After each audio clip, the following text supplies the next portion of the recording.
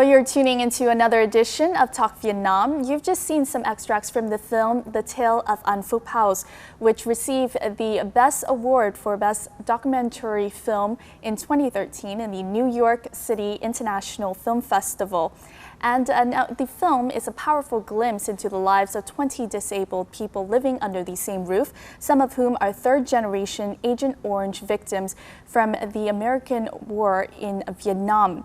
We are very lucky today to have the director of the film, Mr. Ivan Tankushev, here with us to talk about the process of making his film, as well as his endless efforts in order to help the people of An Phúc House. Hello, Ivan. Hi. Thank you. Yeah, thank you for having me here. Yes. Thank you. I appreciate it. Thank you for taking the time to come, and congratulations on the award. I believe you brought something here for us today? Yes, actually I thought it's a good idea to show to the kids. They never seen the prize since I came back, so this is for you guys basically. It looks like a fake Oscar, but it means a lot for me, you know.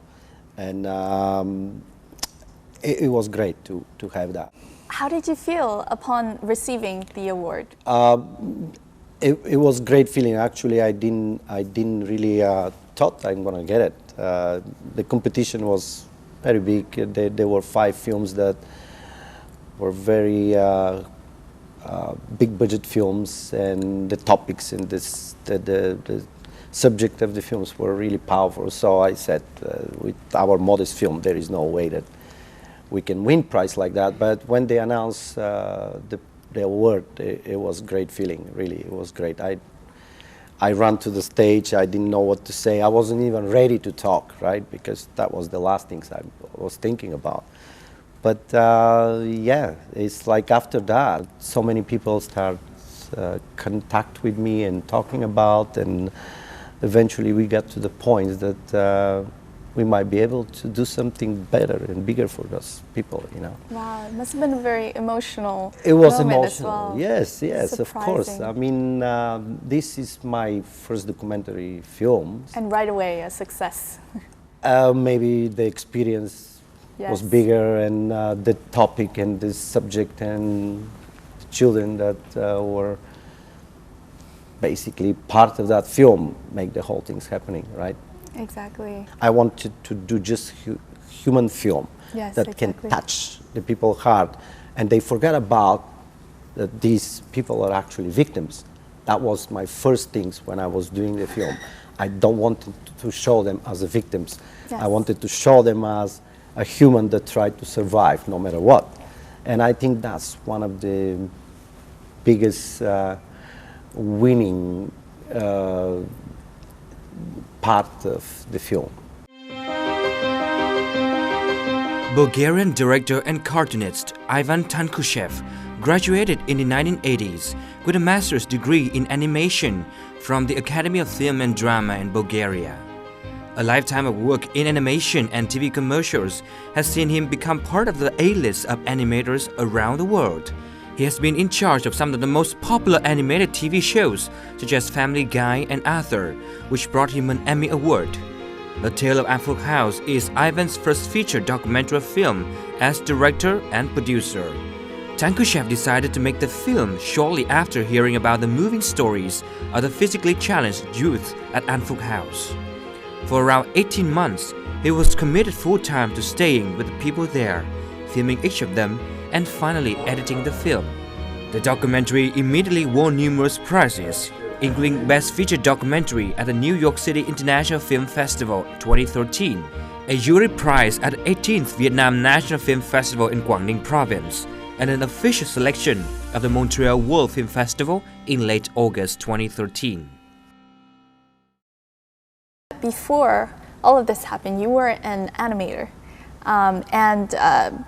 this happened way before you moved on to documentary making, and as you said, this is your first documentary film as a producer and a director. So what made you make the shift? Back in 2010, there was nothing much going on. The animation kind of dry up, and a lot of computer animation come out, and because most of my show are all hand drawn. Hand drawn, wow. yes. Yeah, I'm dinosaurs, right? So I went back to Canada and I spent one winter there. And actually, being 17 years in Asia, for me was a cultural shock. You've been tropicalized.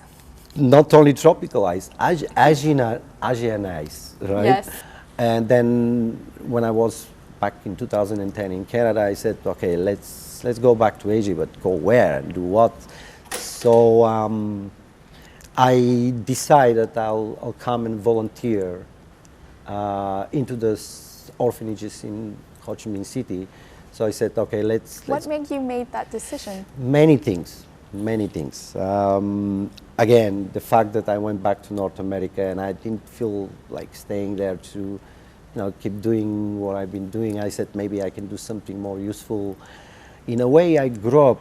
I have family back in Bulgaria, but I grew up as a foster child, and I was very, very young, very youth, like maybe 6, 7, 8 years old, and I remember a lot of unpleasant stuff from the hospitals and sanatoriums and stuff like that, that it stays in my mind all my life. So if I go to the orphanages and maybe I can help somehow those kids or overcome whatever is in my mind from long, very, very, very long time ago. Reconnecting to your childhood. Of course, it's all about our childhood. There is no exception in a human brain, I believe, that when we get older, we always go back to our childhood. And the reason for whoever we become, I believe, is because of our youth childhood. Yes, and I believe it was during this time working in the orphanage that you got the chance to probably see the effects of Agent Orange. Yes, because actually I knew about Agent Orange effects, but I never knew that there's so many people involved, affected, and so many people are really suffering from that. And I've seen in some of these orphanages and hospitals horrible cases of, disabilities and mental disability. And I said, oh my God, I have to do something about it. But nothing that I grabbed my attention to come up with the idea how to do it until I met them. And it was right away. I knew it. I believe you met them by accident. Yes, because during the time that I was a volunteer in these orphanages, actually they took us. We were about 12, 15 foreigners. And then one day they said, okay, we're going to go to the War Museum in Ho Chi Minh City. And that was it, And then I went there, and Tia was there. I met her first there. And all the people, I think it was Sunday or Saturday. And usually they're working Sunday, Saturday. They were selling crafts. Selling crafts and performing. And most of them were there, right? So I started talking to her, and she said, yeah, they lived together for 6 years. And I said, are they relatives? She said, no, they're not. But some of them are, some of them are not. But they live together, and they working, and they making money by selling these handcrafts and performing music. I said, wow. And they live in Ho Chi Minh? She said, yes, in the house. They live together. I said, okay, can I talk to somebody in charge so I can see if I can do something about it? She said, do what? I said, maybe I can do film about it. A week or 2 weeks later, I quit because I was signing up for 3 months to be volunteer, right, in orphanages. And I quit and I moved to their house.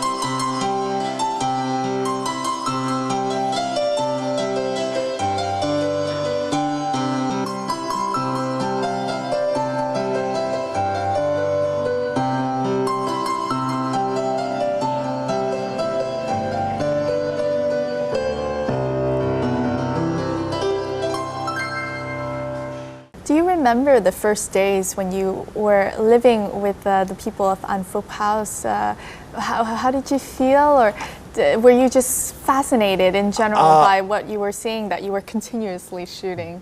Both. Okay, so I never tell them that, but I felt very uncomfortable, right? Because the first time I went there, it's like I've been seeing for months and a half very heavy cases of disabilities in these orphanages, but I just go and see them for a couple of hours, then go back home. Right now, not living with them. Not living with them. So here, that was a different story, and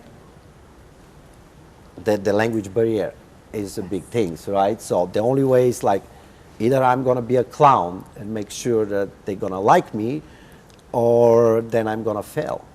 It turned that way that after 3-4 days they start making jokes behind me. All right, so I get to be the clown of the house. It wasn't easy, yeah, because I mean, yes, I'm outside. They're coming with that foreigner, exactly. With that camera and just going around everywhere they go. And I believe anyone would feel yes, a little of course. And some of you probably see the film. There's some very intimate shots in there, right? So I did it on purpose because I wanted to show to people the real life, right?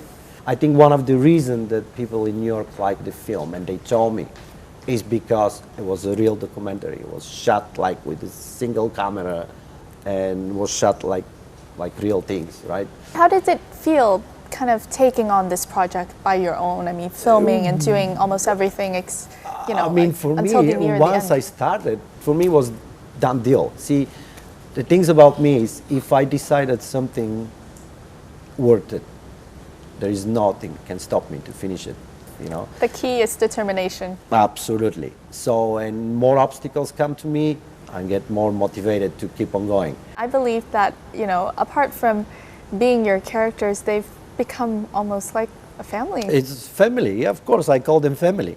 They're joking behind me, of course. If they're joking behind me and talking things I don't want to hear, that means they're family, right? Yes. Can you tell us about this time, spending time next to them?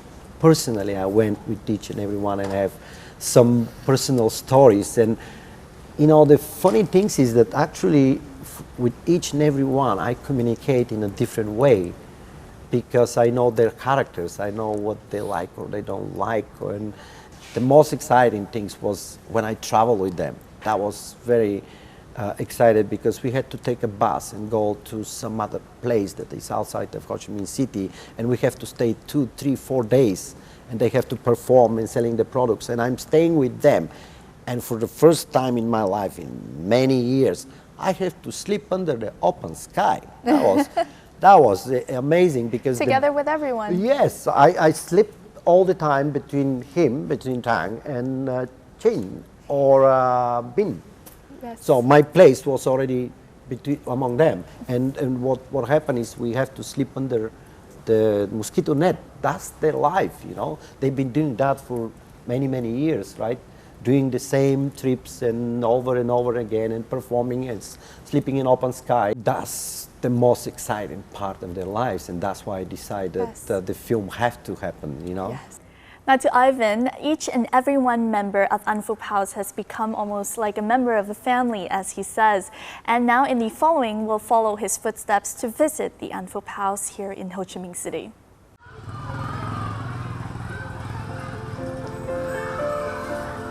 Today, Ivan and his wife pay a visit to An Phúc. Hello.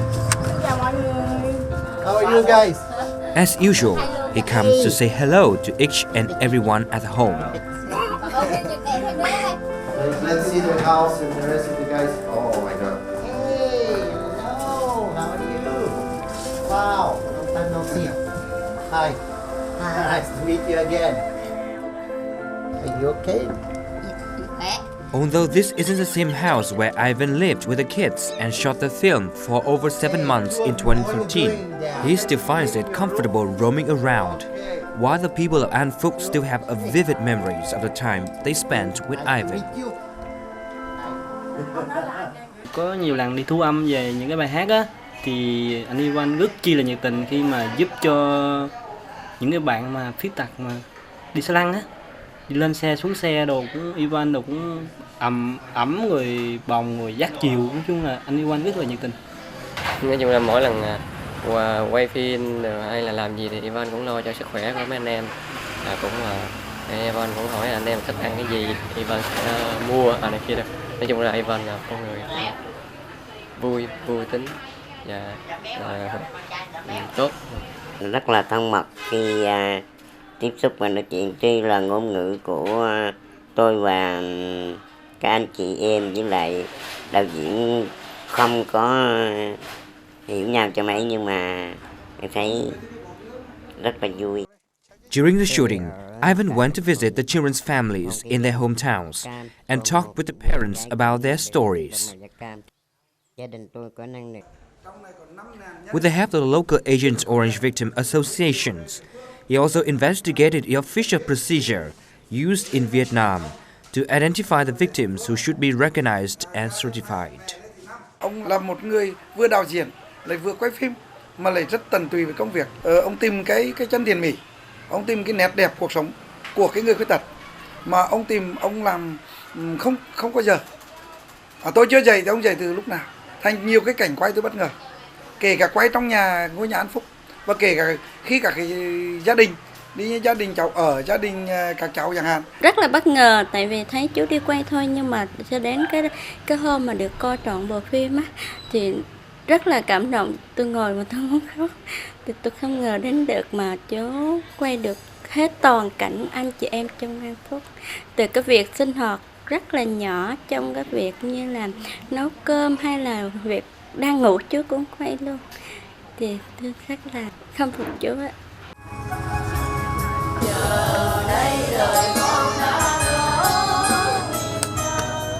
Ivan's decision to depict An Phúc House with compassion, dignity, and love stems from his seeing activities like a singing session like this. It may be a reason why the film has not only won international prizes, but also touched the hearts of many people.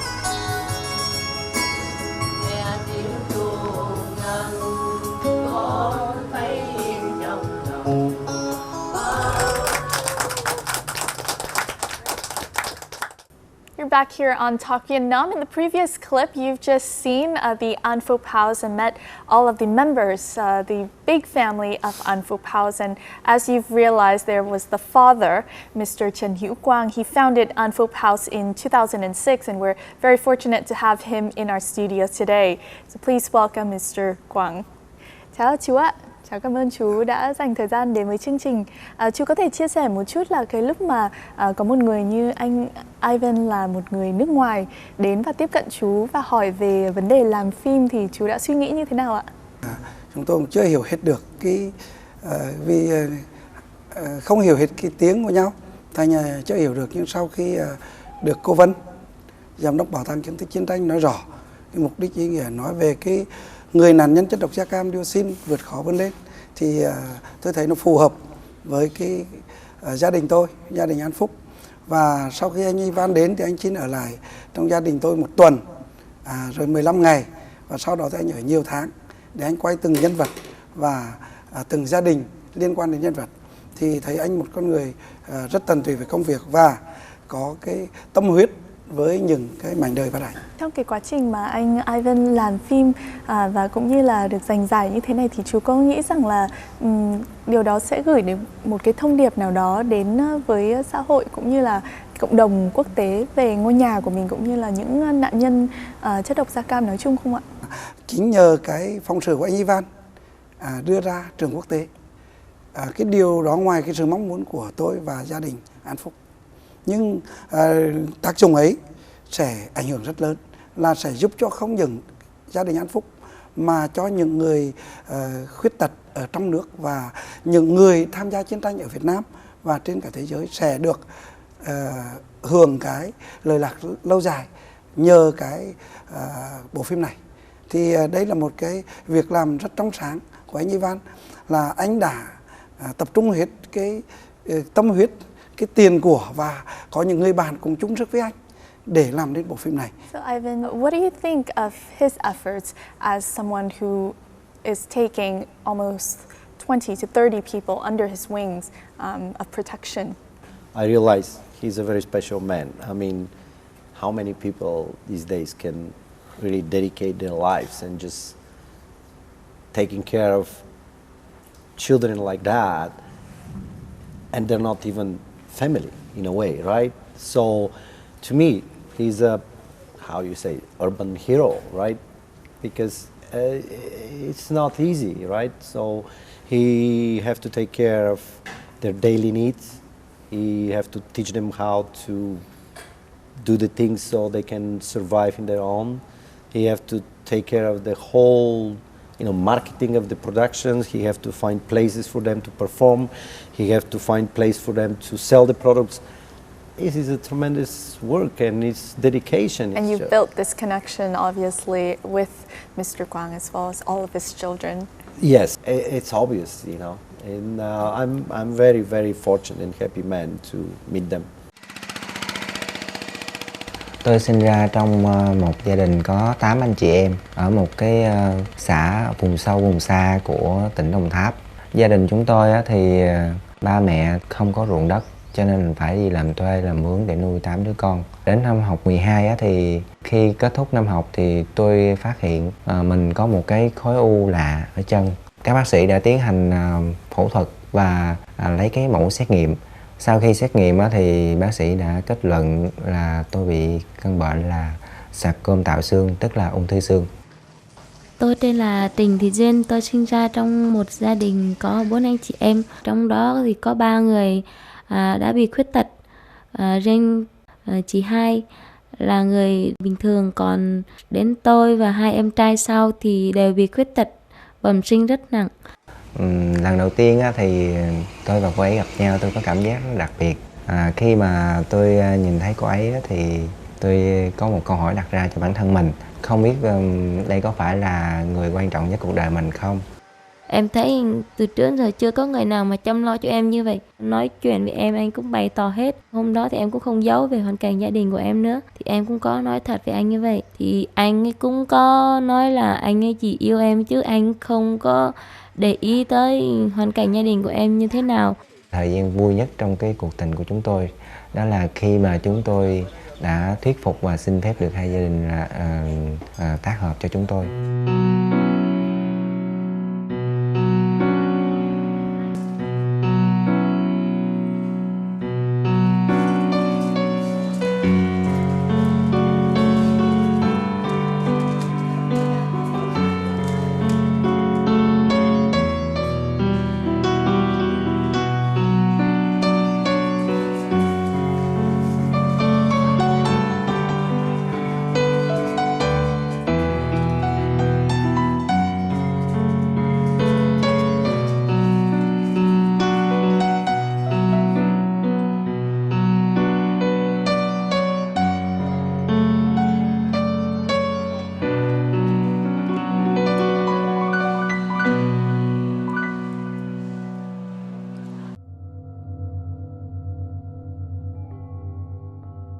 Bản thân tôi đã từng là làm hóa trị cho nên là tôi có thể có khả năng là vô sinh. Nhưng mà tôi hay tin là mình sắp được làm bố thì tôi thật sự là cảm xúc lúc đó tôi không có thể nào tả được niềm vui của tôi.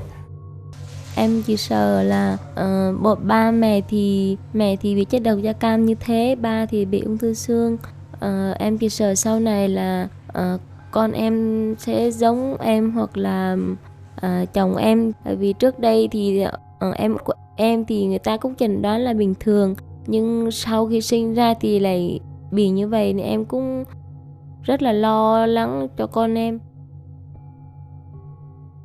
In our edition of Talk Vietnam today, we also have the chance to welcome to our studio 2 members of the An Phúc house. First is Trịnh Thị Duyên. She's the mother of a child who's living in the An Phúc house. And the second is the lead musician in all of the performances that the An Phúc house does outside. And his name is Lê Văn Ở. So please welcome them. Em cảm ơn chị Duyên và anh Ở đã đến với chương trình ạ. Điều mà khiến cho anh chị hạnh phúc nhất đến bây giờ là gì ạ, chị Duyên ạ? Đối với em, điều hạnh phúc nhất là từ lúc em có bầu và sinh được bé Tin ạ. Trước đó thì em cũng hơi mặc cảm là vì em cũng sợ là bé có gì tật sau này á. Nhưng sau khi Em được biết là bé Tin được khỏe mạnh và hiện tại bây giờ thì bé rất khỏe mạnh, vợ chồng em rất là vui ạ. Nên em cũng rất là cảm ơn người thứ nhất là bố Quang và thứ hai nữa là toàn thể các anh chị em trong cơ sở An Phúc đã giúp đỡ em cũng như là chăm sóc bé Tin ạ. Dạ. Vậy là bé hôm nay bé cũng có đến trường quay và bảo bé rất là khó khỉnh. Dạ. Thì cái điều mà chị mong ước lớn nhất bây giờ là gì ạ? Điều mong ước lớn nhất với em bây giờ là bé được khỏe mạnh cũng như là mọi người trong cơ sở An Phúc luôn hòa thuận với nhau, luôn thương yêu đùm bọc lẫn nhau ạ. Dạ. Còn đối với anh theo em được biết thì anh cũng có gia đình nhỏ của riêng mình và sắp tới anh chị cũng đang mong đợi một niềm vui mới đúng không ạ? Anh có thể chia sẻ cho khán giả biết được không ạ? Thì thực sự là cũng rất là vui vì có một người vợ cùng cảnh ngộ, sống cũng hiểu nhau, cũng thông cảm, cũng lo lắng quan tâm cho nhau. Và bây giờ thì vợ cũng đang chuẩn bị sinh em bé, thì không biết là như thế nào, nhưng mong ước lớn nhất trong cuộc đời cầu cho em bé được khỏe mạnh như bao nhiêu người bình thường khác. Dạ. Đó là điều mong ước lớn nhất. Dạ, mong ước lớn nhất là để cho em bé được thật khỏe mạnh. Gia đình nhỏ của anh cũng được vui vẻ đúng không ạ? Yeah. Còn mong ước cho gia đình lớn đó là sẽ tìm được một ngôi nhà được thật là hạnh phúc cùng nhau đúng không ạ? Dạ. Trong cái thời gian mà anh Ivan làm việc cùng với mọi người, quay mọi người thì cũng như gần như là sống cùng với cả gia đình mình, thì chị Duyên và anh ở có những cái kỷ niệm như thế nào về thời gian này ạ? Chị Duyên có thể chia sẻ được không ạ? Cũng có nhiều kỷ niệm như chẳng hạn như là mỗi lúc ngủ dậy á, thì tất cả mọi người chưa dậy hết đâu, thì tỉnh giấc thì thấy ông Ivan á, là ông đã trực ở trước cửa phòng rồi, thì ông cứ theo mình chỗ này chỗ kia, nhiều lúc mình cũng thấy ngại nhưng đều mà ông cũng vui, ông cũng đùa giỡn với mình kiểu này kiểu khác, nhiều lúc mình cũng có đôi lúc thì mình cũng không thể quên được những cái khoảnh khắc đó. Dạ. Còn anh ở trong thời gian mà anh Ivan ở đây thì cũng rất là hay trêu mọi người đúng không ạ? Có một kỷ niệm vui là có một lần mình đang làm nhạc trên cây đàn để cho các anh em hát những chương trình lớn, để không phải chỉnh sửa cho lâu. Mình có làm một bài nhạc trên đàn. Dạ. Mà mình đang làm ở trong phòng thì chưa làm xong, tại vì một khi làm xong rồi mình mới lưu vô đàn được. Một khi chưa làm xong thì chưa thể nào lưu vào cái bộ nhớ của cây đàn được. Thì để đang làm nửa chừng thì không biết, lúc đó mình rút cái headphone ra khỏi lỗ tai thì mình nghe thử, chưa kịp luôn thì Ivan đi từ ngoài đi vô làm mất cái ổ điện, coi như cái bài nhạc của mình làm đi hết không còn gì. Lúc nào cũng thấy bực mình nhưng mà thôi lỡ rồi biết làm sao vậy. Apologize, man. I didn't know that. Okay, you should tell me, Ivan. You lost my song. Yes, they're a big family. They're not even, like Duyên and are not related. All of them, most of them are not related at all. But the way that they take care of each other, is there any moment that you witnessed that touched you until now? I've seen so many moments like that, because the only way for them to survive is helping each other. There is no other way. And of course, some people are more disabled, some people are less disabled, but every one of them knows what to do. So for example, Vu taking care of Kong, his brother who is not in prison, and Bin, and he taking them to the toilets and help them with food and help them with everything. Tank helping everybody else. He's basically taxi driver of An Phúc house. He have to take all the girls to take them to the museum or take them to the market, so they have to start selling the product. Apart from that, he was going last year to school, right? So he have to share his duty inside An Phúc and at the same time try to finish his university. So everybody else doing their own stuff. Depends of their physical abilities, right? Despite of the fact that they have so many different characters, in the end they have to help each other. There is no other way. Yes. So, and they used to that, and that's what the beauty about their lifestyle is. Exactly. Chú Quang ơi, chú nghĩ rằng là cái điều mà ngôi nhà An Phúc cần nhất bây giờ là gì ạ? Ngôi nhà An Phúc bây giờ cần nhất là một cái ngôi nhà lớn hơn để tạo cái gia đình được mở rộng hơn, cho được nhiều thành viên hơn. Và điều thứ hai nữa là đây mới là một mô hình về An Phúc, về cái gương vượt khó và đùm bọc lấy nhau để sống và chia sẻ với nhau và dần quên nỗi đau để vượt lên chính mình.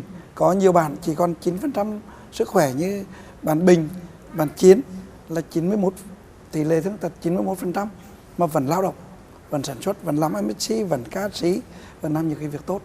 Thế thì tôi mong rằng không phải An Phúc nằm ở thành phố Hồ Chí Minh mà cái mô hình này được nhân rộng. Thì không những ngôi nhà An Phúc ở thành phố Hồ Chí Minh có cho các bạn ở hiện tại trong ngôi nhà này, mà khắp đất nước này có ngôi nhà An Phúc, đó là an lạc và phúc lành. Dạ vâng. Cháu xin cảm ơn chú Quang rất là nhiều, cũng như là chị Duyên và anh Ở đã dành thời gian để tham gia chương trình ạ. Chúc cho ngôi nhà cũng như là mọi người luôn luôn có nhiều sức khỏe và luôn luôn hạnh phúc bên nhau. The tale of An Phúc House has gone from being just a documentary to gaining support from all over the world in terms of the issue of Agent Orange and people living with disabilities. We'll have a look in the following. Right after receiving the award at the New York International Film Festival, Ivan and his team received a lot of support from around the world. Hundreds of people have donated money or called on other ones to give support. What we received in those festivals was the overwhelming support of people that we never thought would help us. And that was the veterans of war from Australia, New Zealand and USA. The same people who sprayed that formula and also themselves got infected. Clarence Ormsby is an Australian veteran from the war in Vietnam. His grandchild also suffers from the effects of dioxin. After seeing the film, he decided to start a campaign to assist An Phúc House. He also asked 2 other NGOs from Australia to get involved.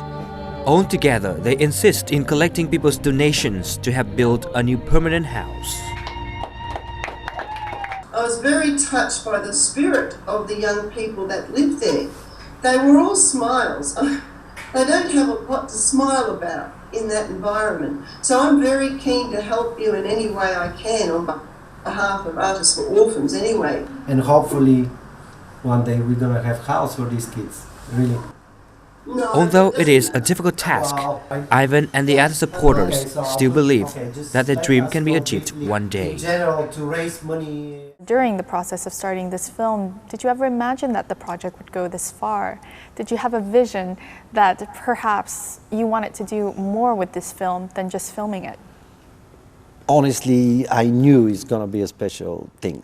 And you know why? Because at the moment I met them, I knew that there will be a film. I knew it. And then in the process of making the film, so many people get into it and try to help me out voluntarily, and the support was tremendous. We have over 60 people that actually get involved in the film, of making of the film. And then it became bigger and bigger and bigger, and we have a lot of frustration and a lot of moments of almost giving up and no enough funds and how to finish the project. I had 3 editors that quit on me. And we have to find solution to keep on going and keep on going and keep on going. And eventually we did it. And I did imagine that the impact will be special. But I didn't know if I'm going to have that prize. I didn't know if I can keep on going and make it bigger and bigger and bigger. Build a house. But eventually build a house, of course. But it turned that way, and thanks to that prize, I guess, people start saying, oh, film about Agent Orange, oh, very interesting. So, and in one point, as I said, most of the people that support us after the film was awarded are veterans from the war, because they know what happened back then, and they feel obligated or they feel emotional about it, and they want to help as much they could. And they've been doing that for all their lives after they left from the war. Yes. And I guess I'm very lucky to have these people on board and try to help me out for that. I'm sure we'll have the house one day. And it will also be, I mean, you know, you're talking about one house here for a group of disabled people affected by, you know, the effects of Agent Orange, but it's also a stepping stone to kind of bring awareness to the issue of Agent Orange, the issue of people living with disabilities in general. So it's had a more kind of ripple effect that not only will benefit An Phúc House, but I'm sure also to other people here in Vietnam. Yes. According to the not official estimation, close to 4 million people are infected by Agent Orange one way or the other. And this is a crazy amount of people, you know. It's just how we can help all these people. Who can help these people? It is almost impossible. But for me at this point, if I can help 25 of them, I can die happy man, you know. In order to finish the documentary, Ivan had a helping hand from his Vietnamese wife, Trang. She herself injected 40 million Vietnamese dong of her own money into the project, plus all the translation of 42 hours of footage and interviews for the film.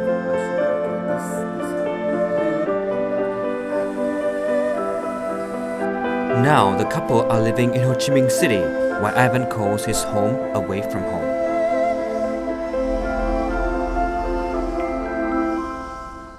The first time you were here was in '95.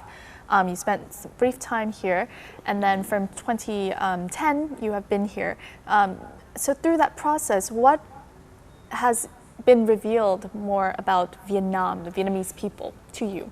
The people that I live with, An Phúc and the orphanages and my wife, they get me so close to the society, so I start to learn about things here and there and there, and now I'm pretty comfortable in Vietnam. You know, a part of my Vietnamese is horrible. I feel at home. You know, I'm happy I'm here. So what can you say about the decision to come to Vietnam after all? It was planned from the beginning, to begin with, and I knew that if I go to the orphanages, something will happen, and it happened. And I never thought I'm going to stay in Vietnam. I thought, okay, when I finish something, then I'll go.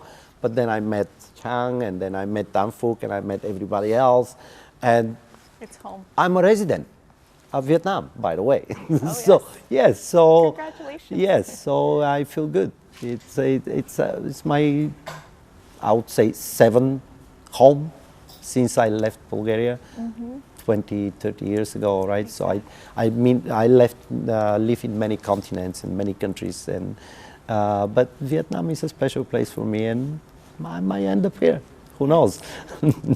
Let's talk a little bit about your future plans. Do you have any kind of plans to make another film about Vietnam, perhaps, or what are you looking forward to doing? Because my experience as artist, animator, director, scriptwriter, I'd like to share my experience and my knowledge with the young generations in Vietnam. And if I can get involved teaching or go to lecture in universities around Vietnam, that would be great. I don't mind to get into any of the TV productions and help them out somehow, right? And you have also live action films. And, you know, my knowledge and my experience perhaps will help them to do something better, right? So I really want to work, and I really want to continue working in the film industry. And if somebody invite me, I'll be more than happy to help. Yes. I wish you the very best of luck in Thanks your a lot, future endeavors, especially this goal to make the house for An Phúc, and that you continue to stay here in Vietnam and find more inspirations to do what it is that you love. Thank you. I appreciate you having me here. Really. Thank you for joining us. Thank you. That was our edition of Talk Vietnam with director Ivan Tankushev of the Tale of An Phúc House that won an award at the New York City International Film Festival. We hope that you have enjoyed this edition. And as a last piece of Talk Vietnam this time, we leave you with one piece of happiness in the following. Enjoy.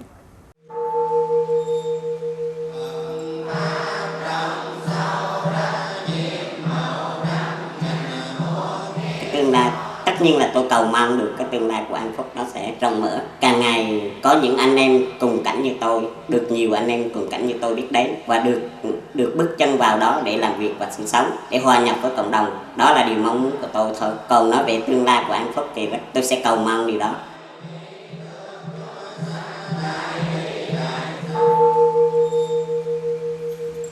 Tôi nguyện cho là những người khuyết tật là ở An Phúc và ở Việt Nam và cả thế giới vui vẻ và được hạnh phúc và được nhiều người giúp đỡ và luôn tự lực vươn lên. Tôi nguyện cho họ là tu hết kiếp này, rồi kiếp sau thì được làm người là khỏe mạnh, trí hệ thông minh. Thì hàng đêm tôi nguyện cầu và tôi xin như vậy.